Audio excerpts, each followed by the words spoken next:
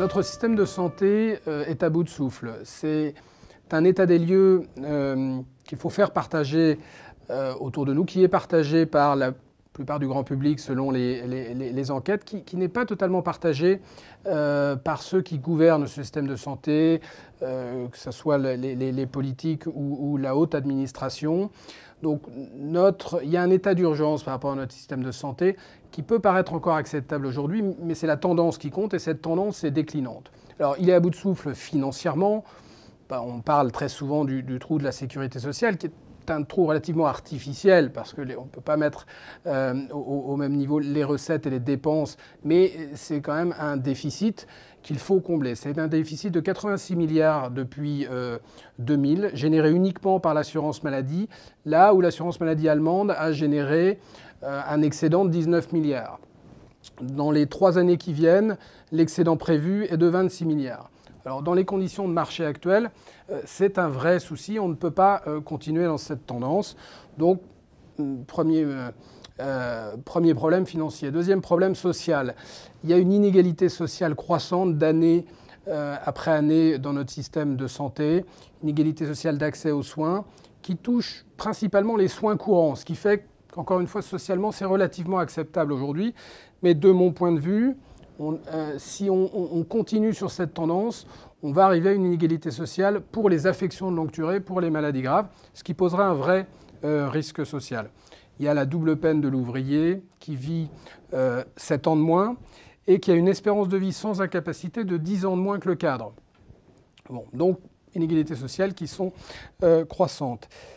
Il y a un problème sanitaire. Les résultats sanitaires de notre système de santé ne sont plus aussi bons que des pays industrialisés comparables, comme l'Allemagne, comme l'Angleterre et comme d'autres pays d'Europe. Je prendrai 2 chiffres. La mortalité prématurée en France est la plus importante d'Europe après les pays d'Europe de l'Est, avec 105 000 personnes qui meurent, soit 1/5 des décès totaux dans notre pays, qui meurent avant 65 ans. Parmi cette mortalité prématurée, la mortalité évitable, c'est-à-dire le nombre de décès que l'on pourrait éviter avec une politique de prévention efficace, est aussi une des plus importantes d'Europe, avec 35 000 morts évitables dans notre pays chaque année.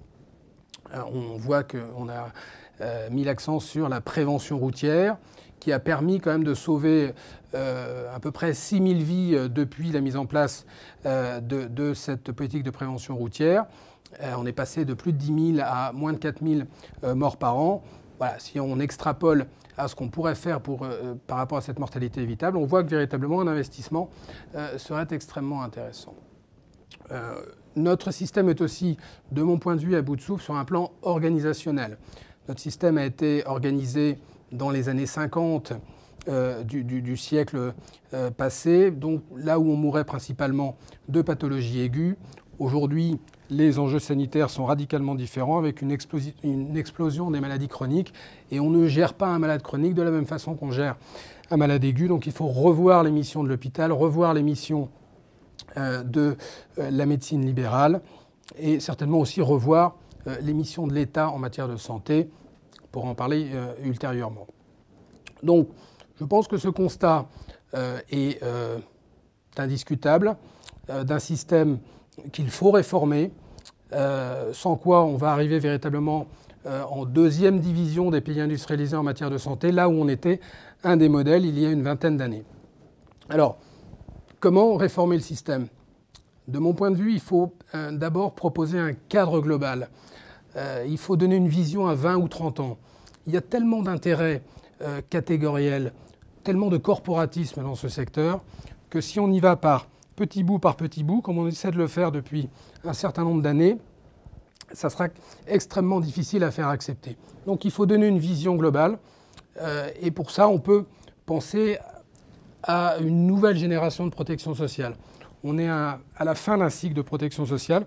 Il faut réinventer une nouvelle génération de protection sociale. Je pense qu'on peut donner quelques grands principes.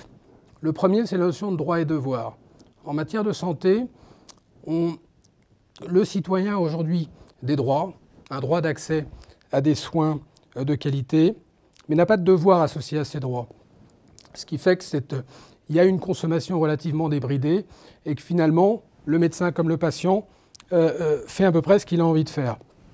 Je pense que cette période-là est finie. Maintenant, comment essayer de faire respecter un certain nombre de devoirs? D'abord, par l'éducation à la santé. C'est pas suffisant de demander aux gens de se prendre davantage en charge, de se responsabiliser. Il faut leur donner les moyens.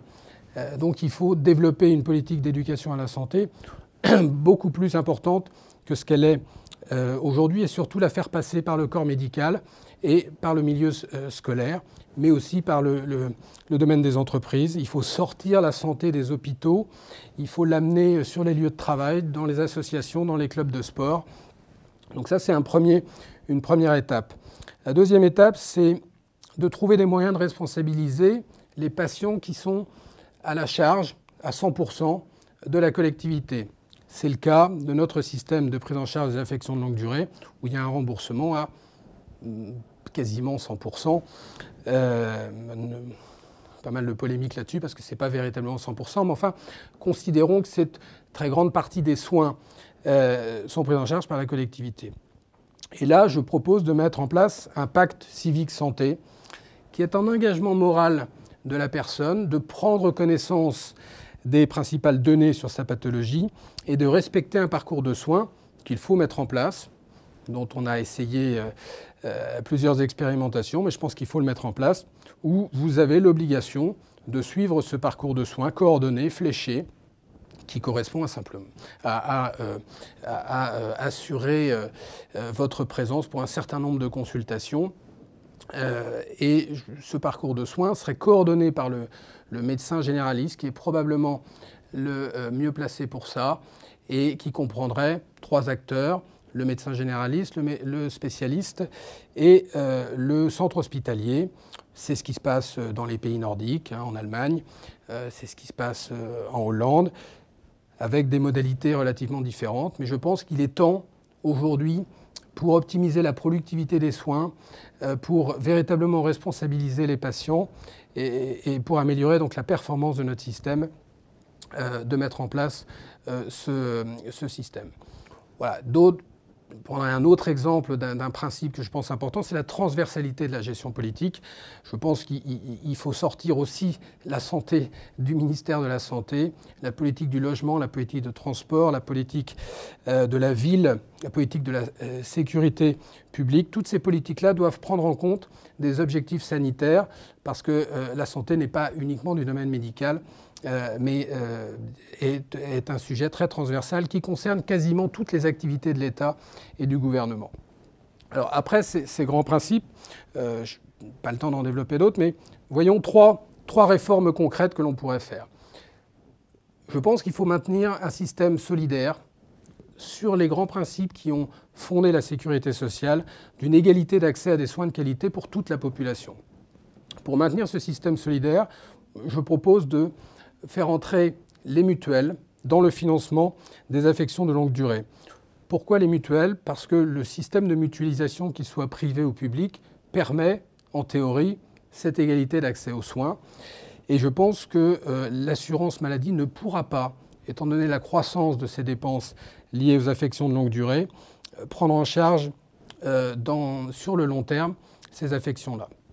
Il faut donner des conditions aux mutuelles pour que cela fonctionne. Il faut que les mutuelles arrêtent de segmenter leurs produits comme elles le font et comme le font les assureurs privés, parce qu'on sort du système de mutualisation. Il faut créer un droit à la mutuelle pour tous. Mais je pense que les mutuelles, qui sont des organisations avec une longue expérience de notre système de soins, doivent devenir des vrais acteurs du système de santé. Aujourd'hui, ce sont des payeurs qui payent à l'aveugle et qui ne sont pas des acteurs de notre système. Je pense qu'il faut les faire évoluer dans ce sens. Une deuxième réforme qui me paraît importante, c'est la notion de transversalité de la gestion de la santé, à partir de ce principe que j'ai défini avant, où il faut revoir le rôle du ministère de la Santé par rapport aux autres grandes fonctions de l'État. Et je pense que la santé doit devenir une fonction régalienne au cours du XXIe siècle, de la même façon que l'éducation doit devenir une fonction régalienne, car c'est une des dernières grandes fonctions que l'État véritablement contrôle complètement. Alors, le troisième axe que j'évoquerai, c'est la revalorisation de la profession médicale. On ne peut pas faire de médecine sans les médecins. On a essayé de faire de la prévention sans les médecins. Ça a été un échec patent, ce qui est normal. La prévention doit passer par le corps médical. Et je propose de donner aux médecins la responsabilité de l'évaluation des pratiques médicales, de l'évaluation de la formation continue, avec des guidelines, des objectifs fixés par l'État évidemment. Mais je pense qu'il faut donner aux médecins et non pas à l'assurance maladie, ce qui est vécu comme un peu un harcèlement de la part des médecins et de façon assez compréhensible. Mais il faut véritablement redynamiser la profession médicale dans notre pays pour réussir la mutation.